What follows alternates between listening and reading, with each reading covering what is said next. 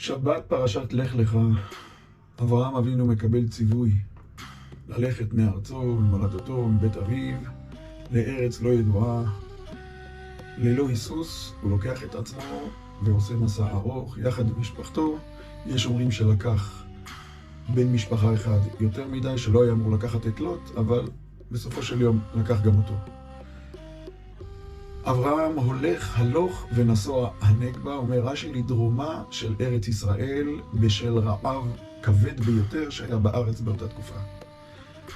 אברהם לא מהרהר אחר הציווי האלוקי והולך למצרים, כאשר בדרך הוא לן בכל מיני מקומות. אומר הכתוב, פרק י"ג פסוק ג', וילך למסעיו מנגב ועד בית אל, עד המקום אשר היה שם אהלו בתחילה, בין בית אל ובין העין. מפרש רש"י, וילך למסעיו, פירוש ראשון, היה לן והולך באכסניות שלן בהם בהליכתו. לומד משם איזשהו דרך ארץ שלא ישנה אדם מהאכסניה שלו. דבר אחר, בחזרתו פרע כפותיו.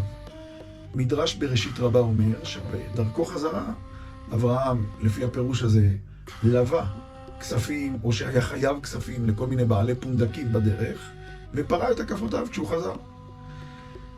שואל הרבי מאזמיר, איך יכול להיות שבן אדם זר לחלוטין מגיע לבית מלון, יחד עם עשרות או מאות אנשים, אומר, אדוני, אנחנו נשאר פה הלילה, אומר לו בעל האכסניה, אין בעיה, $50 ללילה, כולל ארוחת בוקר.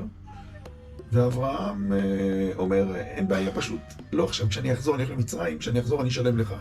איזה בר דעת היה מוכן להלוות לו כסף.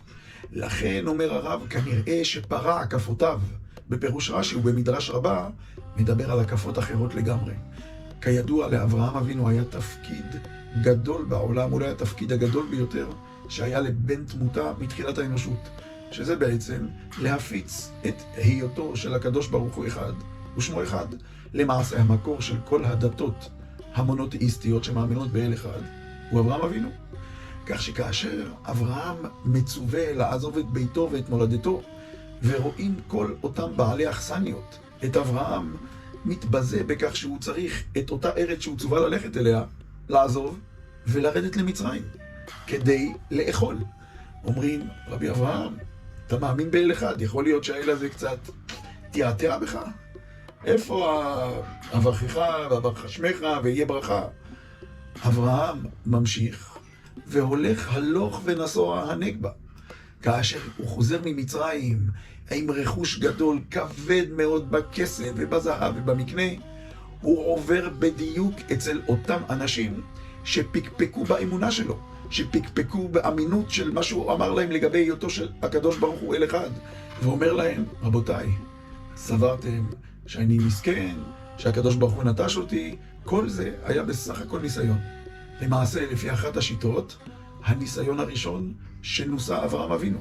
לפי הרמב"ם, הוא נוסע כבר ניסיון קודם, באור כסדים, בקפיצה לתוך אותו כבשן אש על ידי נמרוד, אבל מדובר כאן בניסיון שבו עמדתי ופרע כפותיו, הוכיח להם את קיומו ואת אמיתותו של אל עולם. יהי רצון שהקדוש ברוך הוא יאיר את עינינו בלי ניסיונות, ואם יהיו ניסיונות נעמוד בכולם בעזרת השם, בסייעתא דשמיא. בשורות טובות ושבת שלום.